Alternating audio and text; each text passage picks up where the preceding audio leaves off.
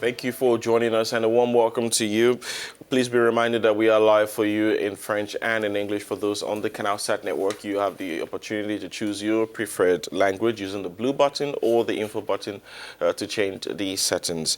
40 African leaders are gathered in Sochi, Russia. In fact, over 40 African leaders are gathered there for what is the first ever Africa Summit as the Kremlin seeks to rebuild neglected relations and goes in search of new political allies and trading partners with the continent. President Vladimir Putin will welcome the leaders, which include leaders of Kenya, Nigeria, Ghana, and South Africa, as he tries to sell Russia as a long-standing and dependable partner, in contrast to the U.S. and former colonial European powers. A big geopolitical player, Russia was in Africa during the Cold War, and it has been it's been vying with China, Europe, and the Gulf states for influence and commercial opportunities in Africa. Well, Jerry, for many, this summit is considered Russia's return to Africa. President Putin certainly wants to demonstrate that he has Africa's interests at heart, having only made 3 visits to the sub-Saharan Africa in 20 years.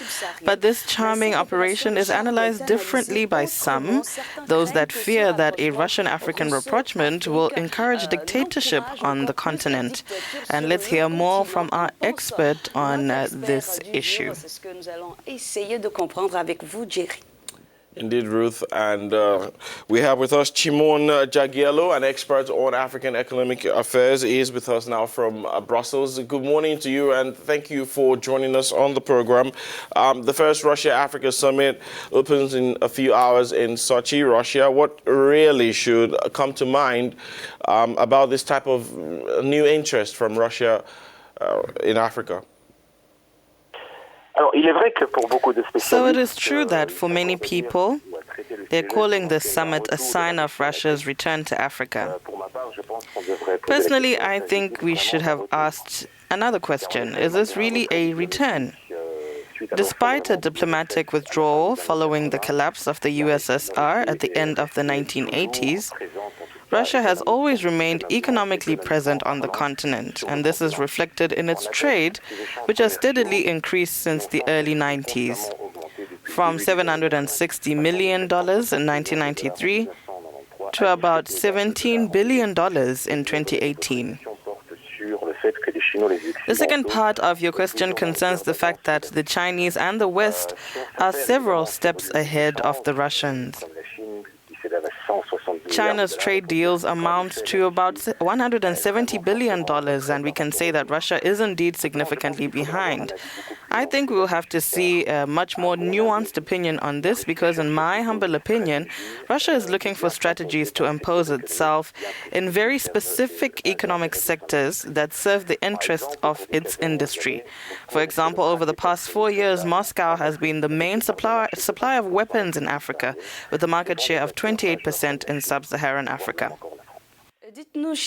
So according to critics of various summits between Africa and Western countries, the Sochi meeting will only serve Russia's interests as part of its economic strategies and repositioning itself on the world stage. What are your views on this?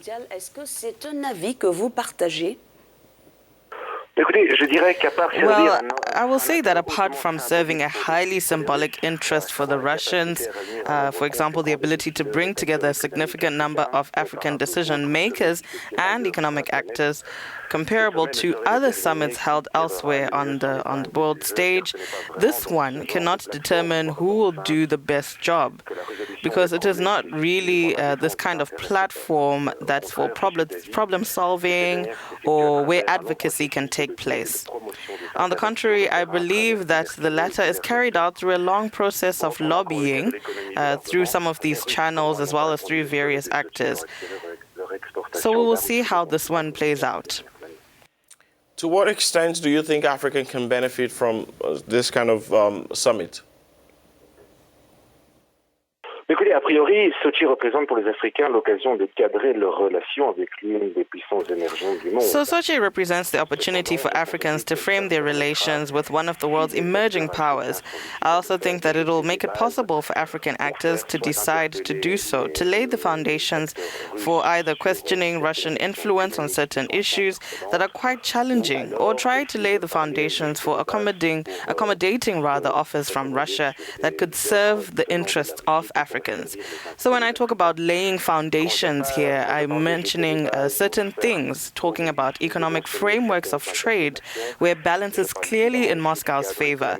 To give you an example, while Russia exported more than $12.6 billion worth of Russian goods to Africa in 2017, Africans exported only $2.5 billion worth of African products.